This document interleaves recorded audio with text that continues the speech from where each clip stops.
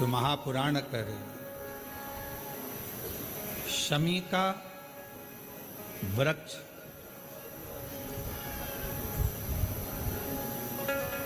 हमारे शरीर में जो रोग होता है उस रोग के जितने भी तत्व होते हैं उनको शमी का वृक्ष खींचता।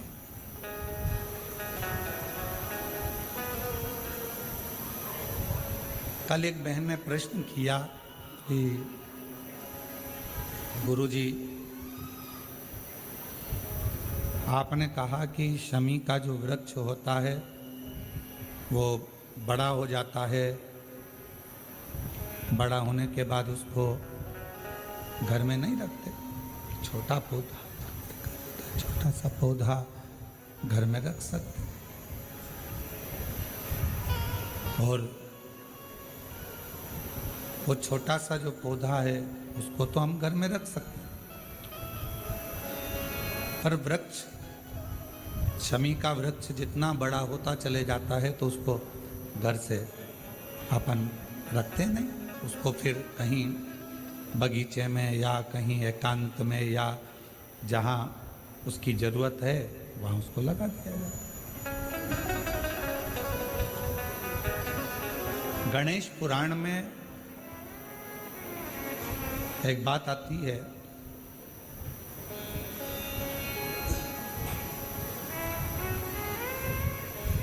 कि शमी का जो वृक्ष होता है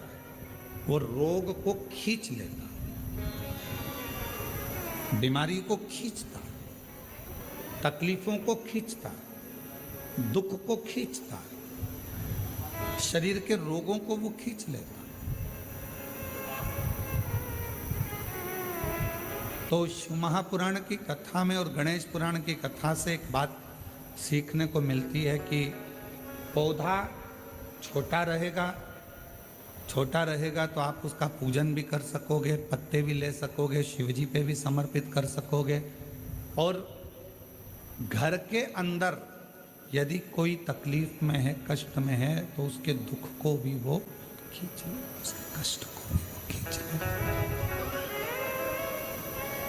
उसके कष्ट को, उसके दुख को वो खींच लेता है, उसके कष्ट को, उसके दुख को वो खींच लेता है। पर जैसे ही शमी का पौधा बड़ा हुआ, शमी का वृक्ष बड़ा हुआ और उस वृक्ष के इर्द गिर्द से अगर कोई निकल कर जा रहा है, शमी के उस वृक्ष के आसपास से इर्द गिर्द से अगर कोई निकल कर जा रहा है तो उसके भी रोग को वो खींचता है, उसके भी रोग को वो खींचता। तो हमारे यहाँ सनातन धर्म में सर्व जगत के हित की बात कही जाती है कि शमी का जब पौधा बड़ा हो जाए, शमी का वृक्ष जब बड़ा हो जाए, शमी का पौधा जब बड़ा हो गया तो उसे कहीं अच्छी जगह पर लगा दिया जाए जिससे सर्व जगत के दुखों को वो खींचता रहे, सबके रोगों को वो खींचता रहे, समाप्त करता रहे, सबके रोगों को वो खींचता रहे, समाप्त करता रहे, सर्व जगत के हित। छोटा है पौधा अपने नजदीक। शिव महापुराण में 5 वृक्षों का जो वर्णन किया गया, पहले नंबर पर है बेलपत्र का वृक्ष, दूसरे नंबर पर है शमी का वृक्ष, तीसरे नंबर पर है आंवले का वृक्ष, चौथे नंबर पर है पीपल का वृक्ष और 5वें नंबर पर है वट वृक्ष। ये हमको बल देते हैं और हमें जो बल प्रदान करते हैं, हमें जो एनर्जी देते हैं, हमारे दुखों को ये नष्ट करते हैं, हमको एक अलग से बल इन